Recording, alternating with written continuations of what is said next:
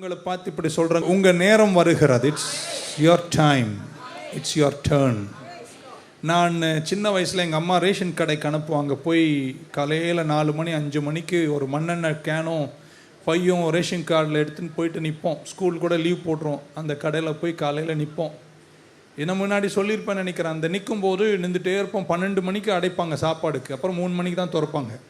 நிற்பேன் வெயில், அந்த மே மாதம் உச்சி வெயிலெல்லாம் என் தலைமையில் தான் அடிக்கும். கரெக்டாக போய் நின்று அடுத்தது நான் தான் வாங்கணும், கடையை பூட்டிடுவான். வேதனையாக இருக்குங்க. திருப்பி வீட்டுக்கு ஓடி வந்து அம்மா கொடுக்குற சாப்பாடு சாப்பிட்டு திருப்பி 2 மணிக்கு போய் நிற்போமா. திருப்பி கூட்டம் ரோடு வரைக்கும் நிற்கனா அன்றைக்கி தான் மண்ணெண்ணெய் ஊற்றுவாங்க. நீங்களாம் அப்படி தெரியாது பாருங்கள், நீங்களாம் ராயல், ஓகே பரவாயில்ல. திருப்பி நிற்போம். நான் எனக்கு முன்னாடி 2 பேர் நின்று கிடைச்சிரும் நிற்போம் பாருங்கள். கரெக்டாக நாங்கள் வாங்குகிற நேரம் வரும்போது 6 மணிக்கு கதையை பூடிடுவாங்க. இப்படியே அந்த காலங்கள். ஆனால் ஒரு நாள் பாருங்கள், நான் போய் வாங்கிட்டு இதே மாதிரி தான் ஆயிடுச்சு. அன்றைக்கி வாங்க போகிறேன், கதவு பூட்டிட்டான்.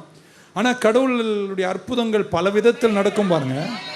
திடீர்னு ஒரு ஜீப் ஒன்று வந்துச்சு. இது Tamil Nadu government civil supplies corporation அப்படின்னு ஒரு வண்டி வந்துச்சுங்க. பார்த்தா இந்த சோதனை பண்ணுறவங்கெல்லாம் வந்தாங்க. சொல்ல மாட்டேங்க, பூட்டின கதவை திறந்து எனக்கு கொடுத்தாங்க.